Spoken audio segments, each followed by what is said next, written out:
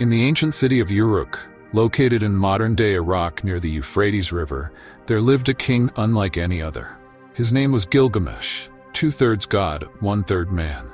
He was powerful, fearless, and unmatched in strength and wisdom. But despite all his glory, Gilgamesh's life was far from perfect. His story is one of friendship, loss, and the relentless pursuit of something that has eluded humanity since the beginning of time: immortality.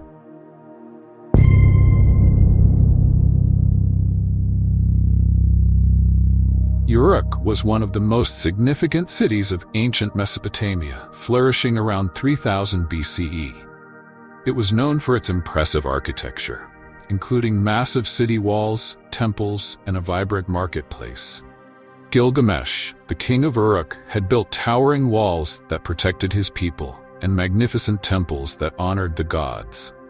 Yet for all his greatness, Gilgamesh was a tyrant. His people lived in awe of his power, but also in fear of his relentless demands. He pushed them to their limits, making them work day and night to expand his kingdom. Despite his divine heritage, Gilgamesh was restless. He had an insatiable thirst for adventure and a desire to prove his superiority to both mortals and gods. But there was one thing he couldn't escape: the looming reality of death. Although he was part god, Gilgamesh knew that he would eventually die, just like any other mortal. This thought haunted him. The gods, displeased with Gilgamesh's tyranny, decided to create someone who could challenge him.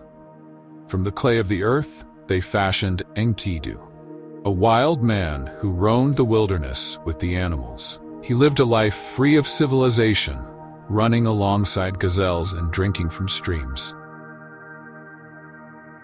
When a trapper's son encountered Enkidu, he was terrified and reported the wild man to Gilgamesh. Intrigued by the stories, Gilgamesh sent a temple priestess named Shamhat to tame Enkidu by introducing him to the ways of humanity. After spending time with Shamhat, Enkidu lost his connection to the wild but gained wisdom about the world of men. He decided to confront Gilgamesh, the mighty king of Uruk.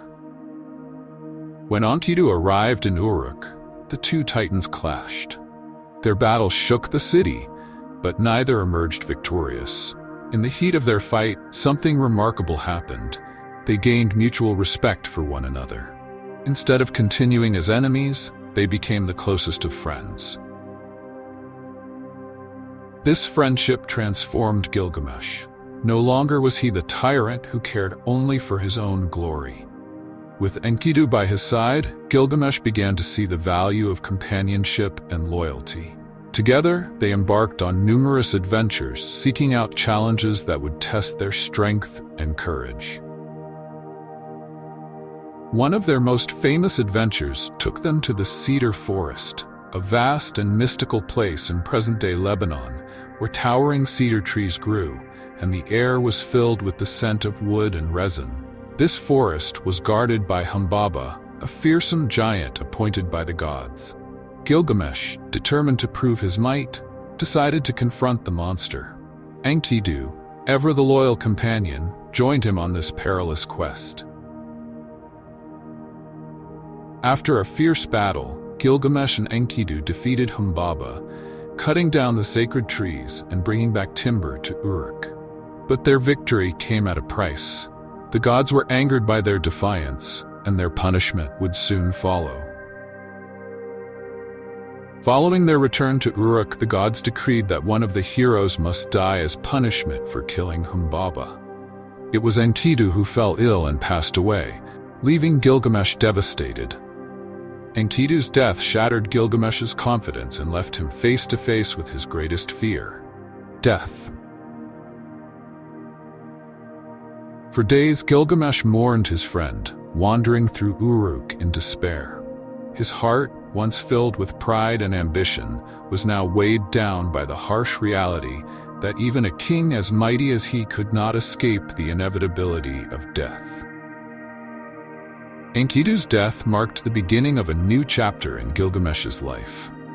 Unable to accept the finality of death, Gilgamesh set out on a quest to find the secret to eternal life. His journey took him to the ends of the earth, across vast deserts and treacherous mountains, in search of Utnapishtim, the only man who had been granted immortality by the gods. Gilgamesh endured countless hardships along the way, including crossing the Sea of Death, where no man had returned. His determination and courage were tested at every turn. When he finally reached Utnapishtim, who lived on an island in the middle of the sea, he asked the immortal man to reveal the secret of eternal life. Utnapishtim, who had survived a great flood sent by the gods, explained that immortality was a gift that could not be earned by human effort or strength. Despite Utnapishtim's warning, Gilgamesh refused to give up. Utnapishtim offered him a final challenge. If Gilgamesh could stay awake for 6 days and 7 nights, he might prove himself worthy of immortality. Exhausted from his journey, Gilgamesh immediately fell asleep, failing the test. Though Gilgamesh failed to achieve immortality, his journey was not in vain. Utnapishtim shared with him the knowledge of a magical plant that could restore youth. With newfound hope, Gilgamesh retrieved the plant from the depths of the sea, but as fate would have it, while he rested on his journey back to Uruk, a serpent stole the plant, leaving Gilgamesh empty-handed. Defeated and weary, Gilgamesh returned to Uruk, but this time he was a changed man. His quest had taught him that immortality was not something to be gained through force or conquest. Instead, he realized that true immortality lay in the legacy he would leave behind, the walls he had built, the city he had protected, and the stories that would be told of his great deeds.